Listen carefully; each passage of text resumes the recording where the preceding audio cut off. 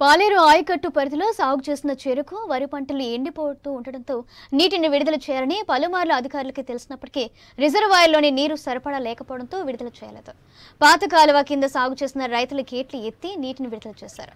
విషయం తెలుసుకున్న అధికారులు నీటి విడుదలను అడ్డుకునేందుకు ప్రయత్నం చేశారు. దీంతో రైతులకు అధికారులకు మధ్య స్వల్ప వాగ్వాదం చోటు చేసుకుంది. ఎండిపోతున్న భూములను నీటిని విడుదల చేసి తమకు ఆదుకోవాలని రైతులు ఆందోళనకు దిగారు.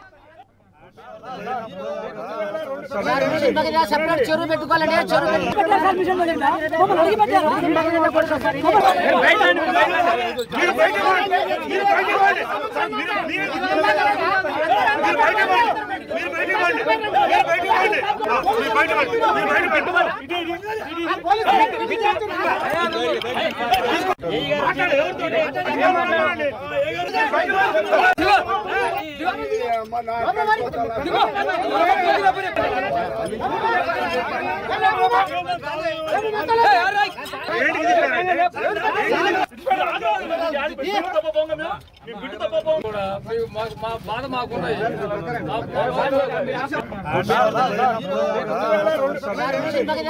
చెరువు పెట్టుకోవాలండి.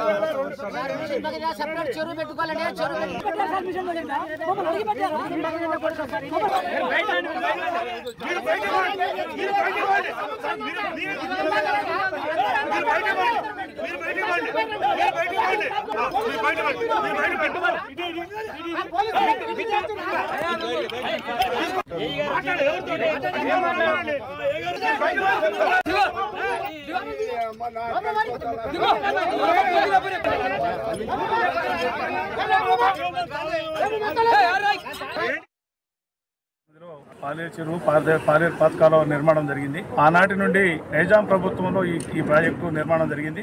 ఆనాటి నుంచి ఈనాటి వరకు కూడా పాలేరు పాత కాలువకు ఎప్పుడు వర్షాధార పంటలతో నీళ్లు వచ్చాయి. వర్షాధార ద్వారా తర్వాత నాగార్జున సాగర్ ని ఇందులో కలపడం వల్ల నిత్యం యాసంగి వానాకాలం పంటలు పండించుకోవడం, దీని పరిధిలోనే షుగర్ ఫ్యాక్టరీ కూడా ఉండటం, రైతులందరూ కూడా పాలేరు పాతకాల ద్వారా కూసుమంచి మండలం, నేలకొండపల్లి మండలాల కింద 25,000 ఎకరాలుగా పారుగంత జరుగుతూ ఉండేది.